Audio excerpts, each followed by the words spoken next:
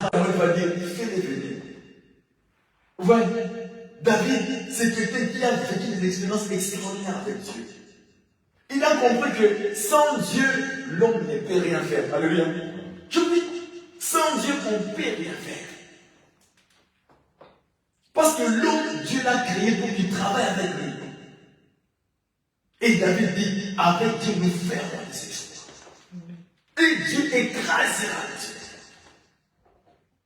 Vous savez, dans le passage qu'on a lu dans 2 Chroniques, chapitre 15, du 1er au 2e verset, là, on nous dit que l'Esprit de l'Éternel était sur Azaïe.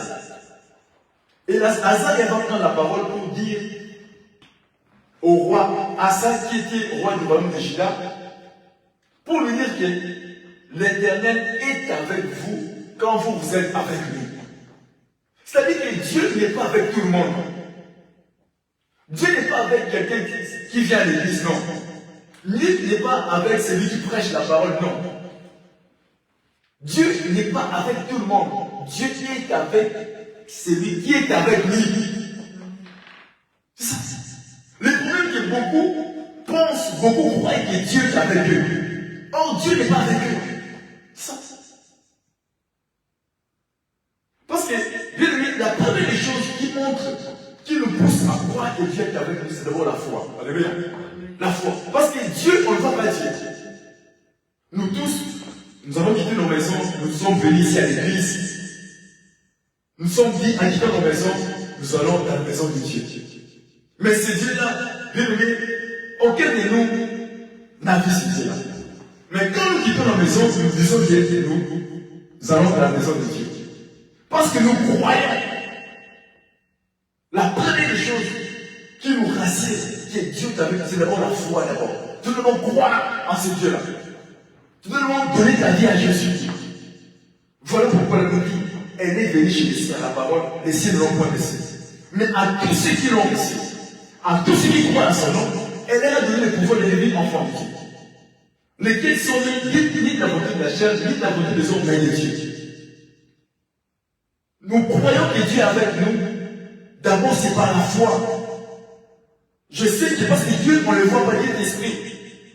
Le fait que je crois à sa parole, je crois que Dieu est avec moi. Alléluia. D'abord la foi, parce que la Bible dit que sans la foi, il est impossible d'être agréable à Dieu. Donc il faut que celui qui s'approche de Dieu croie que Dieu existe et qu'il est le rémunérateur de tous ceux qui les cherchent. D'abord, c'est la foi. C'est la foi. Tel qu'on est réunis là, bien aimé, nous, c'est la foi. La confiance, la foi qu'on a à l'égard de ce Dieu qui nous assure que Dieu est au milieu de nous. D'abord la foi, bien aimé. La foi. Tu dois croire d'abord. Si réellement tu as donné ta vie à Jésus, si réellement tu as reçu Jésus dans ta vie, en tant que ton Seigneur, ton Sauveur, tu dois croire que Dieu est avec toi. Alléluia. Même si tu traverses des moments difficiles, même si les choses sont devenues obscures, même si rien ne marche dans ta vie, mais comme toi tu as donné ta vie à Jésus, comme toi tu as crié à Jésus, tu dois comprendre que Dieu est avec toi. La foi, il est avec toi. Parce que les gens, je dis souvent, les gens, ils ont une mauvaise compréhension de la présence de Dieu dans leur vie. Mais beaucoup pensent que, beaucoup croient que quand Dieu est avec toi, c'est-à-dire que tout va aller toujours, bien aimé, de l'avant.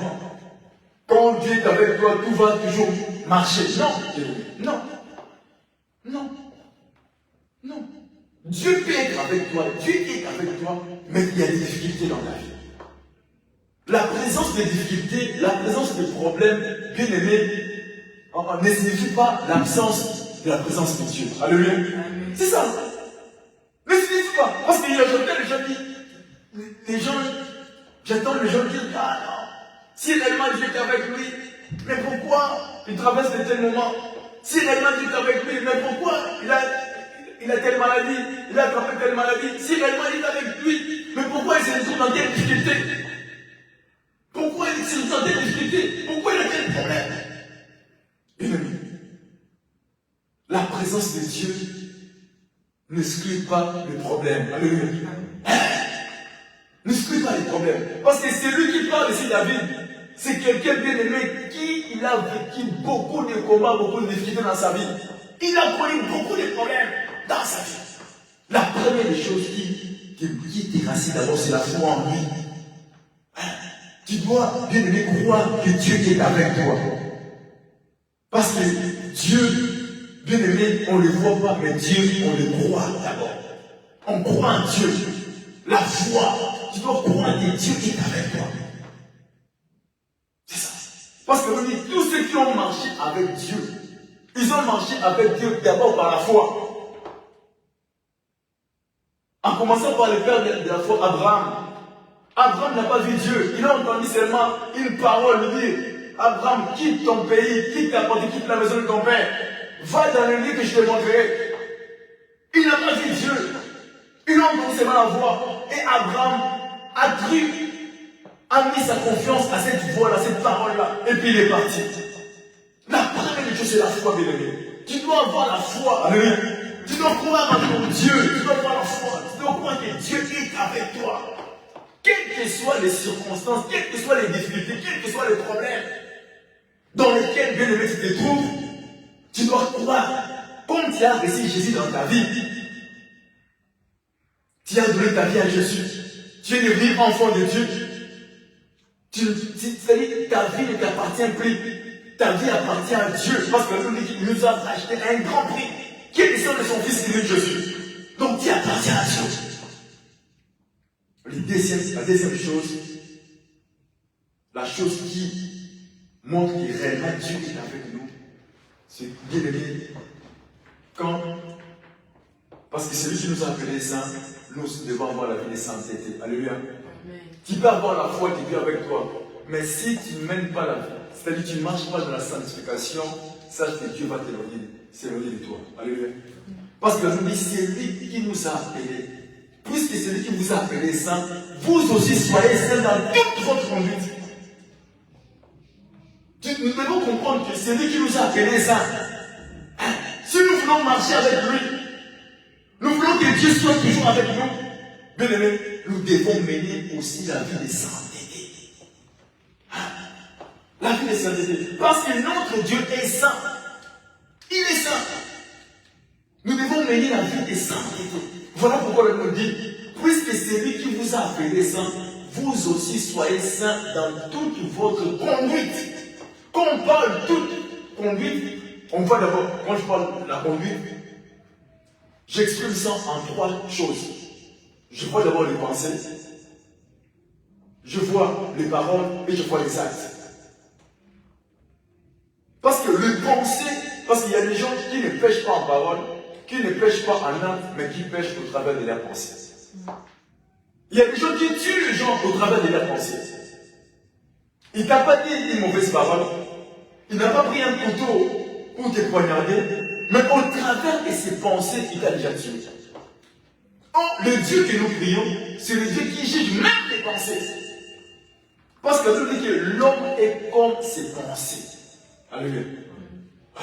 Si nous voulons, dans notre idée que Dieu soit avec nous, bien aimés, nous devons, bien aimés, marcher dans la vie de sanctification.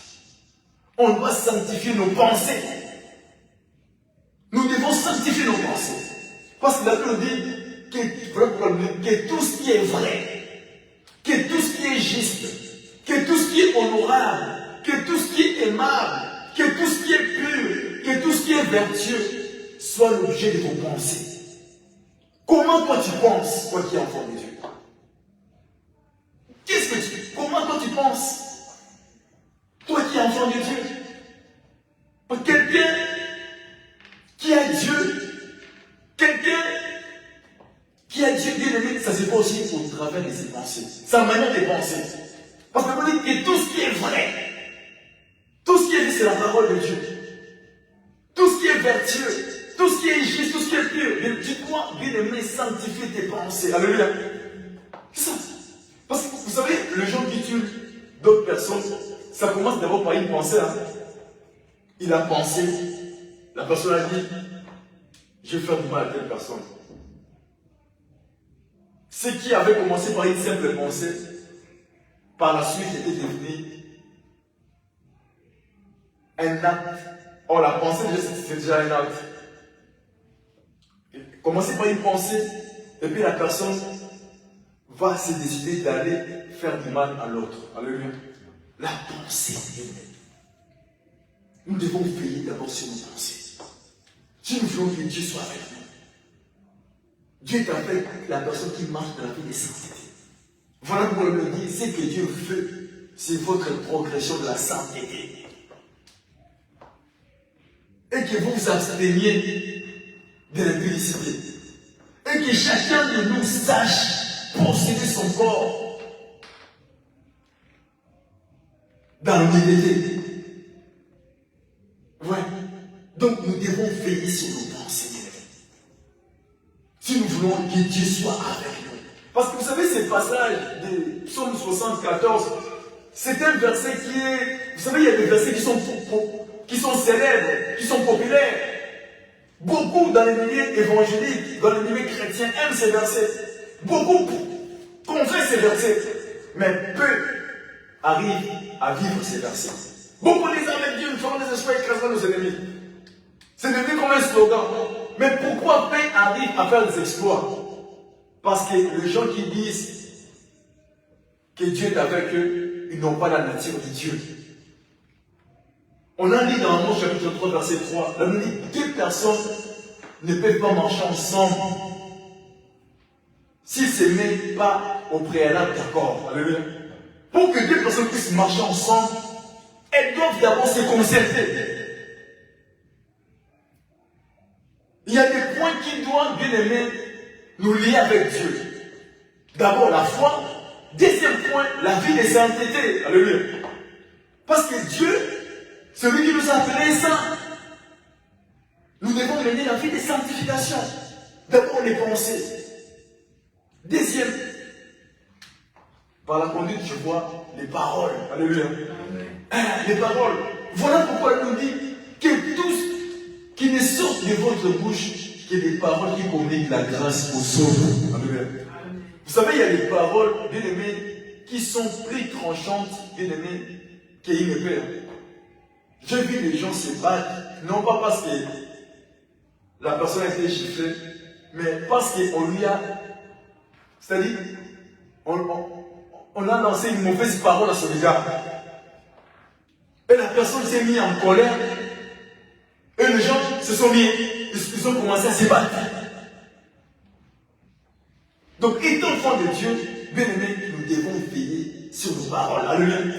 Rien même dans le monde, on dit, même dans le monde, les gens du monde qui ne connaissent pas Dieu disent, il faut que tu dois tourner ta langue 7 fois avant de pouvoir parler. Vous voyez, même les gens du monde, ils ont compris. Donc, bien aimé, on doit discipliner nos bouches. Alléluia. Si nous voulons marcher avec Dieu, nous voulons que Dieu soit avec nous. Nous devons discipliner nos bouches. Tu dois veiller sur ce que tu fais sortir de ta bouche. Tes paroles, bien aimé, doivent être assaisonnées de sel. Communiquer la grâce aux autres. Il faut que c'est des paroles, bien aimées, qui louent Dieu. Le son qui est de ta bouche. C'est ça. Aujourd'hui, il y a des gens qui viennent à l'église, qui viennent à l'église, mais ils sont champions à inciter les gens, à calomnier les gens, à dénigrer les gens. Aujourd'hui. Oh, tu dois veiller sur tes paroles. Alléluia.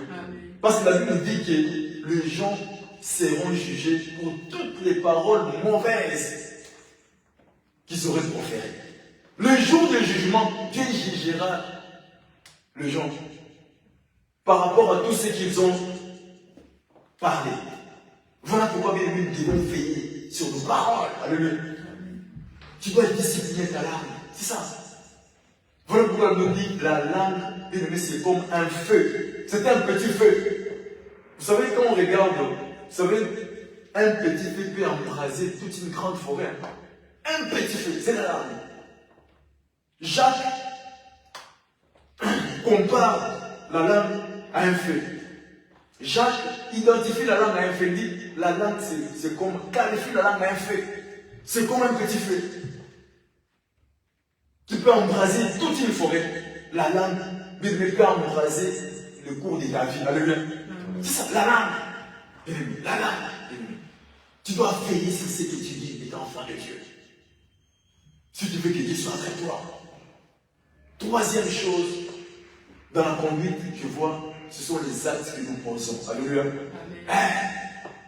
Bien aimé, les actes, les œuvres, Jésus a dit, vous les reconnaîtrez par leurs fruits.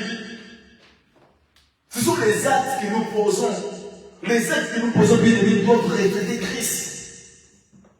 Cela montre que réellement Dieu est avec toi. Cela va te certifier réellement que tu marches avec Dieu. Parce que beaucoup disent que Dieu est avec eux. Mais quand on regarde leur manière de se comporter, les actes qu'ils posent, ces actes-là sont contraires à Dieu.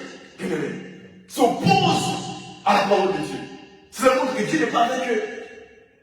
Parce que Azaria, quand l'Esprit de l'Éternel est descendu sur lui, Azaria dit au roi Asa, roi à l'époque il était roi du royaume de Juda, et à tout Benjamin, l'Éternel est avec vous si vous êtes avec lui.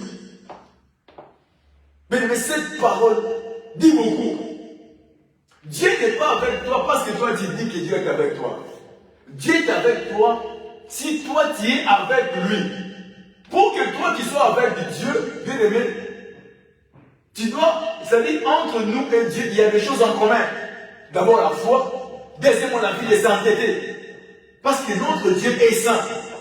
Dieu est avec les personnes qui ont sa nature. Tant que tu n'as pas la nature de Dieu, ne dis pas que Dieu est avec toi. Non. Là, ce sont tes pensées. Parce que beaucoup confessent ces versets. Avec Dieu, nous ferons des exploits et il écrasera nos ennemis. Mais les mêmes personnes qui confessent ces versets, les mêmes personnes bien aimées qui souffrent, les mêmes personnes bien aimées qui se lamentent, les mêmes personnes qui sont dans des difficultés, les mêmes personnes qui sont envoûtées, bloquées par des sorciers. Or, quelqu'un qui est avec Dieu, bien aimé, les sorciers ne peuvent pas le bloquer. Alléluia. Quelqu'un qui est avec Dieu, qui va te bloquer? Qui va t'emprisonner? Quelqu'un qui est avec Dieu, qui va te réclamer? Hein? Qui va te réclamer? C'est parce que ces gens-là ne sont pas avec Dieu. Les actes que nous posons, étant enfants de Dieu, nous devons poser des actes qui honorent notre Dieu. Alléluia. Par les actes que voit le fruit de l'esprit, un enfant de Dieu doit avoir en lui l'amour, la patience, la tempérance, la douceur, la fidélité, la paix, l'amour et la joie. C'est ça. Ce sont des choses qui attestent réellement que nous sommes enfants de Dieu. Alléluia. Ce sont ces choses-là qui attestent réellement que nous sommes enfants de Dieu. Les actes. Bien aimé, troisième élément. On a vu d'abord la foi, deuxièmement la vie de sainteté. Ce sont des points en commun qui nous lient avec Dieu. Troisième, c'est l'obéissance à Dieu. Alléluia. Parce que la Bible dit que Dieu prend plaisir à l'obéissance. Si tu n'es pas obéissant à Dieu, ne dis pas que Dieu est avec toi. Dieu n'est avec que les personnes qui lui sont obéissantes. Alléluia. C'est ça. Vous savez, nous sommes sacrifiés, on est venus ici, non? On a quitté nos maisons, nous sommes sacrifiés, nous sommes là. Le fait de se sacrifier, de quitter, ça montre une certaine obéissance. Mais ce qui importe aux yeux de Dieu, ce qui est beaucoup plus important, quand, bien aimé, nous allons mettre en pratique ce que Dieu nous dit.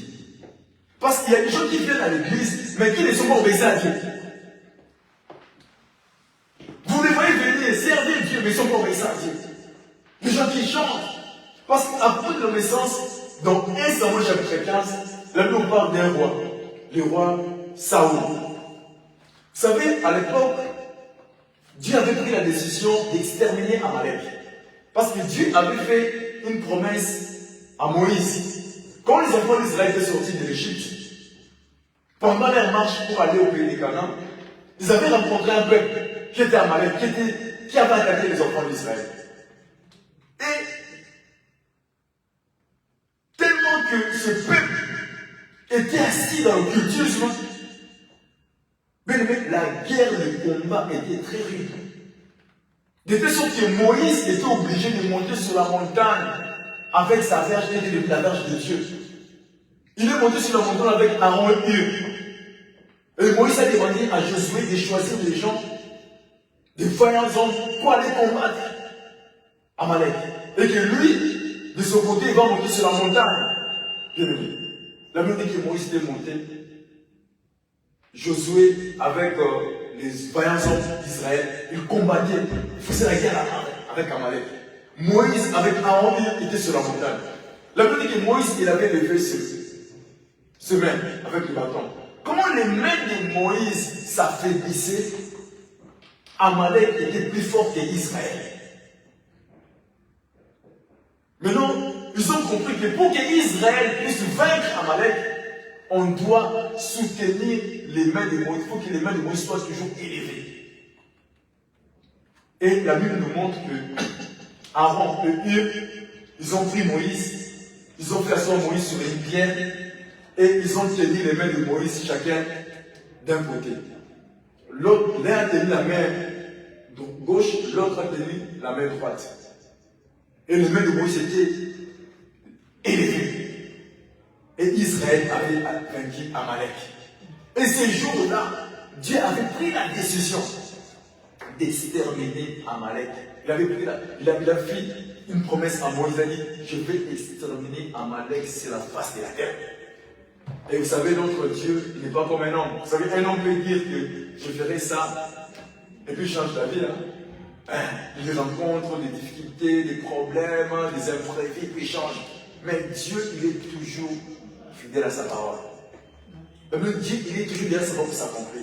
La promesse qu'il avait faite à Moïse, Dieu devait l'accomplir.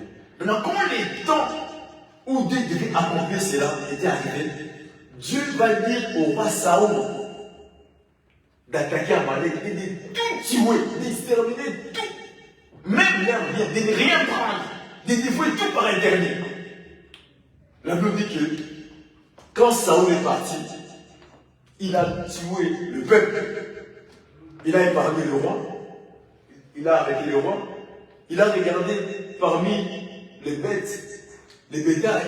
Ils avaient des bêtes qui étaient grasses. Il a tué les bêtes qui étaient chétives. Tout ce qui était gras, il a pris ça. Et puis il est rentré. Maintenant, Dieu va parler au prophète Samuel. Il va lui dire, regarde ce que Samuel a fait. Moi, je lui ai demandé, je lui ai ordonné de tout tuer, de tout dévouer par interdit. Lui, il a ramené les choses. Il n'a pas fait textuellement comme je l'ai dit. Mais notre Dieu, c'est le Dieu de la totalité. Alléluia. Dieu n'est pas comme nous les humains. Si sur 10, tu as eu 8, tu as réussi. C'est ça, hein? Sur 10, tu avais 8. Quelle mention? Satisfaction ou assez bien. Mais chez Dieu, tu peux faire 9,9. Tu es échoué. Si je dis comme ça, 9,9, tu es échoué. Parce que la Bible dit, si quelqu'un observe la loi, le commandement, et pêche contre un seul commandement, il devait coupable de tous. Et tout le commandement. Saoul avait tué le peuple. Il a pris des animaux qui étaient gras. Il a arrêté le roi. Parce que Dieu lui avait ordonné de tuer même les nourrissons. De tout exterminer. Lui, au lieu de tout exterminer, il a laissé aussi. Il a pris des animaux qui étaient gras. Il a tué les enfants, il a tué la population. Il a épargné aussi le roi. Il a ramené le roi d'Amalek en Israël. Donc Dieu était fâché contre lui. Maintenant, quand Dieu a envoyé les prophètes Samuel pour lui dire, les prophètes Samuel, quand il est arrivé chez Saoul, les prophètes vont poser la question à Saoul, as-tu fait ce que Dieu t'avait ordonné? Il a dit, oui, je l'ai fait. Le prophète va lui dire, alors, c'est bellement des animaux. C'est clé des animaux que j'attends.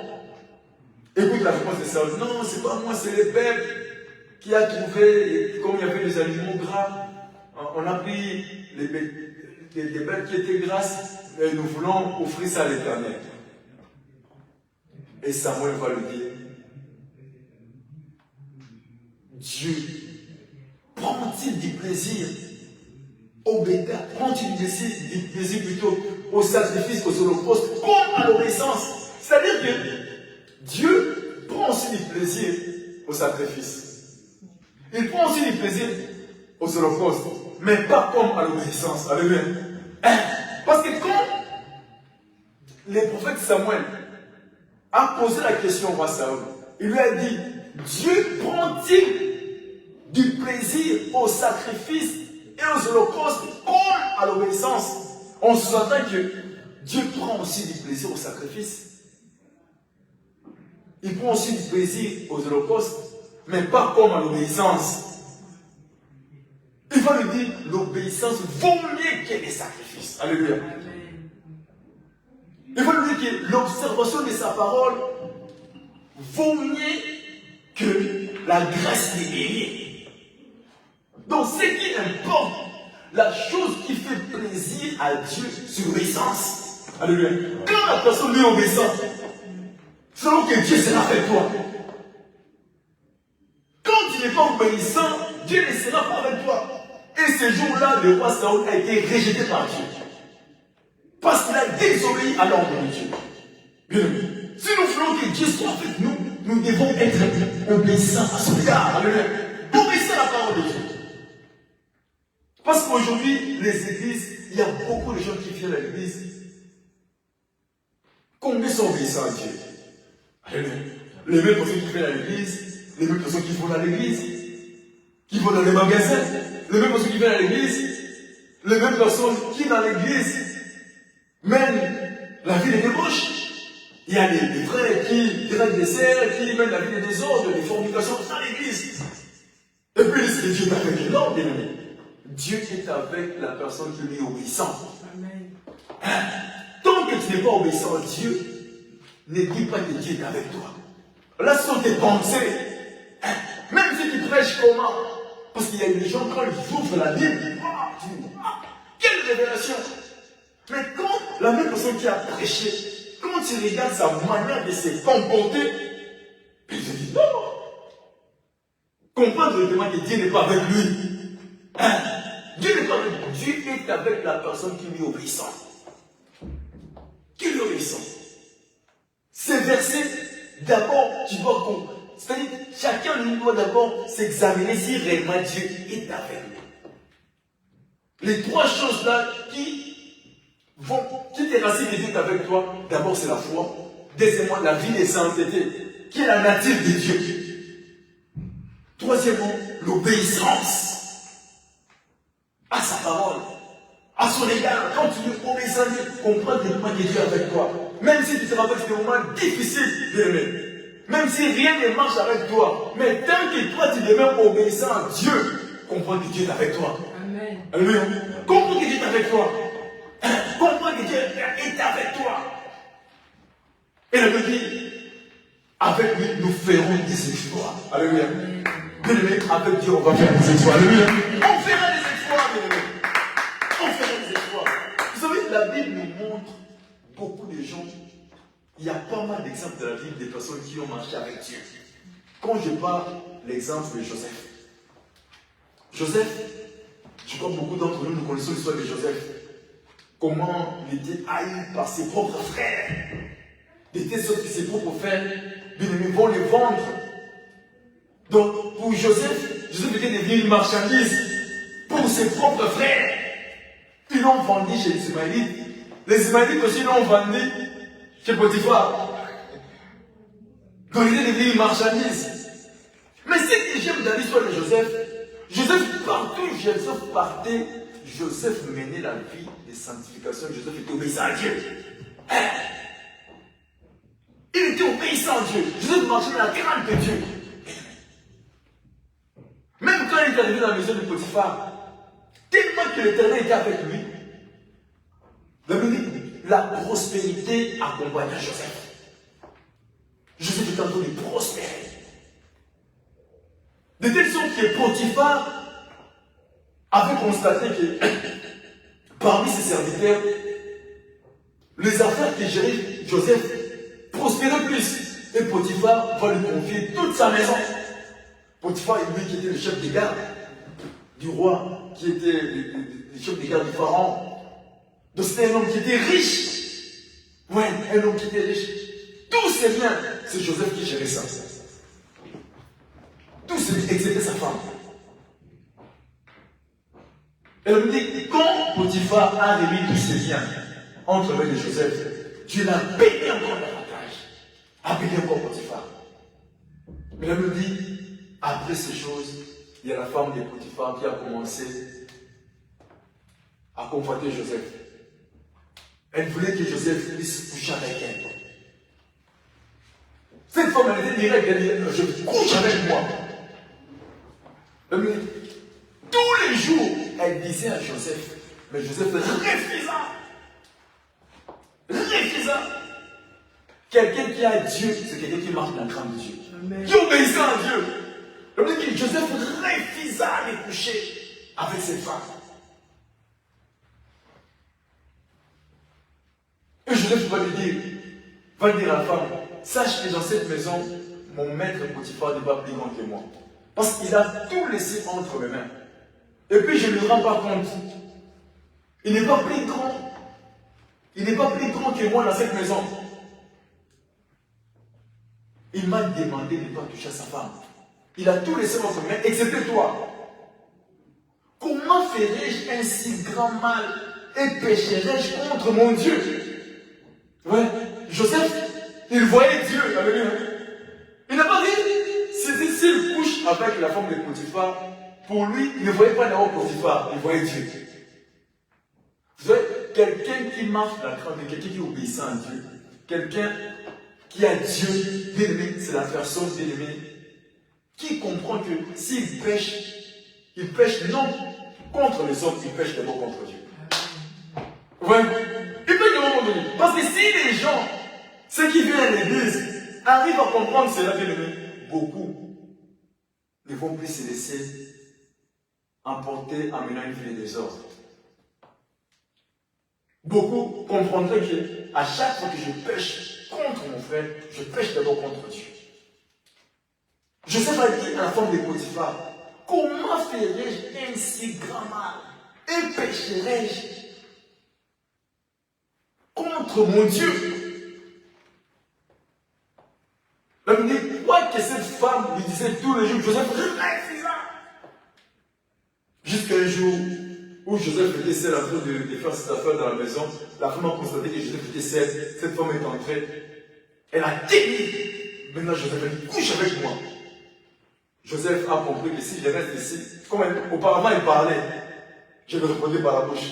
Maintenant, comme maintenant il était mis comme ça, je ne peux pas lui répondre par la bouche. Je dois fouiller. Hein? Parce que nous dit fouiller l'impudicité. L'impudicité, on ne résiste pas, on fouille. Oui, Joseph lui a laissé son manteau, il a fui. Et la Bible nous montre que quand il lui a laissé le manteau, cette femme a crié. Il nous a amené un esclave hébreu ici qui voulait me violer ici. Et Joseph s'est retrouvé en prison. Malgré qu'il était en prison, bien aimé, Joseph marchait toujours dans la crainte de Dieu. Même en prison, Dieu est avec lui. Combien de gens, quand ils se retrouvent dans des difficultés, trahissent Dieu? Combien de gens qui se disent enfants de Dieu, quand ils se retrouvent en prison, dans des difficultés, dans des problèmes, ils abandonnent Dieu? Combien? Mais Joseph, même en prison, bien aimé, la Bible dit rien ne nous séparait de l'amour de Dieu. Alléluia. Rien ne nous séparait de l'amour de Dieu. Rien ne nous séparait de l'amour de Dieu. Rien ne nous séparait de l'amour de Dieu. Il s'est retrouvé en prison là-bas. Et en prison, la Bible dit en prison, Joseph, il a fait une rencontre avec quelqu'un était en train. Il y a des chansons des politiciens du roi d'Égypte qui vont embrasser le roi. On va le jeter en prison. Parce que c'était une prison bien aimée. Là, on gardait des personnes qui travaillaient dans le palais royal. Tous ceux qui commettaient des bêtises, qui faisaient des fautes, on les mettait dans cette prison-là. Il s'est retrouvé. Les politiciens, les chansons, on les a mis en prison. Et la Bible montre comment Joseph ils avaient trouvé triste et ils ont relaté leur songe. Et Joseph a expliqué, a donné l'explication à chacun. Et il a dit au panetier, toi, dans 3 jours, on te fera sortir, mais on va te décapiter. Tu seras décapité dans 3 jours. Il dit à des chanceux, toi, dans 3 jours, tu sortiras et puis tu reprendras ton poste, tu seras rétabli. Et Joseph, tout ce que Joseph leur avait dit, c'était accompli. Les panetiers a été tué dans 3 jours, les chansons, dans 3 jours, on l'a sorti et puis on l'a rétabli à son poste. Joseph continue toujours à servir son Dieu, à marcher dans le jeu, même en prison. Jusqu'au jour où Dieu va donner un songe au roi Pharaon. Pharaon, recevant un songe, il va faire venir tous ses magiciens. Personne n'était capable d'expliquer ce songe. C'est alors que les chansons vont prendre la parole pour dire au roi Pharaon, je vais te rappeler les souvenirs de ma faute. Quand tu m'avais jeté en prison, tu m'avais mis en prison, j'avais fait une rencontre avec un jeune hébreu. J'avais fait un rêve là-bas. Je lui avais expliqué mon rêve. Je lui avais relaté mon rêve, il m'avait donné l'explication. Et l'explication qu'il m'avait donnée, c'était textuellement ce qui m'était arrivé. Et Pharaon va ordonner qu'on fasse sortir Joseph. Joseph va apparaître devant Pharaon. Et Pharaon va relater son songe et Joseph va expliquer le songe. Le même jour, Joseph était élevé au poste de la 2e personnalité au royaume d'Égypte après Pharaon. Ouais. Quel exploit, bien aimé. De la prison à la 2e personnalité du royaume. Mais pourtant, quand on regarde en Égypte, Joseph, il n'a jamais géré. En Égypte, il a géré seulement les biens de Potiphar. En Égypte, il y avait des grands économistes, des professeurs d'université. Parce qu'à l'époque, l'Égypte était là. L'Égypte, c'est une grande civilisation, une civilisation ancienne, l'Égypte. Il y avait des grands intellectuels. Ouais, des grands intellectuels. Mais Pharaon a compris non. Il a même dit, où trouveront quelqu'un qui a l'esprit de Dieu comme cet homme? Ouais. Donc, bien aimé, avec Dieu, nous ferons ces exploits. Alléluia. Même pour nous, l'église, on va faire des exploits avec Dieu. Le problème, bien aimé, c'est de marcher dans la crainte de Dieu. D'abord, la foi en Dieu, de mener la vie de sainteté, d'être obéissant à Dieu. Et puis aussi de prendre des initiatives, d'être courageux. Alléluia. D'être courageux. Parce que David, celui qui a dit avec Dieu, nous ferons des exploits et écraser nos ennemis. David, il avait affronté Goliath. Ouais. C'est lui-même qui avait d'abord pris le courage d'aller affronter Goliath. C'est pas Dieu qui lui avait dit que David va affronter Goliath. Non. Quand il a regardé, il a vu comment Goliath incitait les enfants d'Israël, incitait l'armée de Dieu d'Israël. David a dit non, je vais affronter cet homme. Il a pris le courage. Parce qu'il avait compris que ce n'était pas lui qui allait combattre. C'était Dieu qui combattra avec lui. Alléluia. Parce que Dieu était avec lui. Parce que David marchait dans la crainte de Dieu. Bien aimé, nous allons faire des exploits avec Dieu. Alléluia. On fera des exploits, bien aimé. On fera des exploits avec Dieu. Voilà pourquoi, bien aimé, je vous demande, bien aimé, de vous marcher dans la crainte de Dieu. Alléluia. Et puis, elle dit, c'est Dieu qui va écraser nos ennemis. Alléluia. Nos ennemis, c'est Dieu qui va les écraser.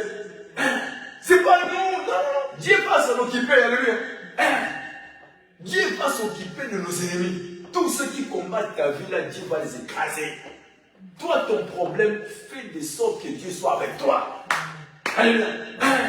Fais de sorte que Dieu soit avec toi. Aie la foi en Dieu.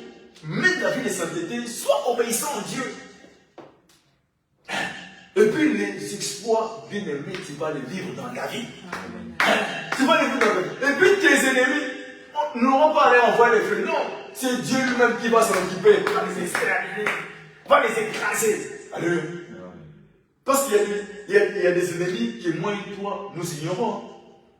Il y a des gens, bien aimés, qui nous disent, peut-être toi tu crois que c'est ton pote, ton frère, c'est ta sœur, c'est ton parent. Or, la personne est ton ennemi. Hein? La personne est ton ennemi, toi, tu ne sais pas. Parce que c'est les cœurs de l'homme est torturé par-dessus. Qui peut les connaître? Qui peut les connaître? Qui peut connaître les cœurs de l'homme? Personne. Il n'y a que Dieu qui sonde les cœurs et les reins qui connaît les cœurs de l'homme. Parce qu'il y a des gens qui nous disent, ah, c'est, comme disent les Guinois de la RDC, c'est mon pire. Hein? Le pire. Mais, oh, le pire là, il dit pire. En français, c'est pire, c'est mauvais, non? Pire. Mais il dit, c'est mon pire. Et puis d'autres qui disent, c'est quelqu'un de l'intérieur. Quelqu'un de l'intérieur, là, c'est quoi qu'il dit? Mais c'est pas ce qu'il me dit, hein? C'est pas ce qu'il me dit. C'est pas ce qu'il me dit. Parce que quand tu lui tournes les dos, il se met à te dénigrer, il se met à t'insulter, il se met à dire beaucoup de choses sur toi. Donc nous, on doit faire des choses qui Dieu soit avec nous. Alléluia. Amen. Parce qu'il y a des exploits bien aimés que nous allons faire. Alléluia. Je vous dis que cette église, ça va grandir d'une manière extraordinaire. Je vous dis, le problème bien aimé, on doit seulement avoir la foi en Dieu. Mener la vie de sainteté, être obéissant à Dieu. Obéissant à Dieu. Parce que Dieu prend plaisir à ces choses. Alléluia. Et puis les exploits vont nous suivre. Amen. Mais pour ces nos ennemis, c'est Dieu qui va les écraser. Alléluia. Dieu va les écraser.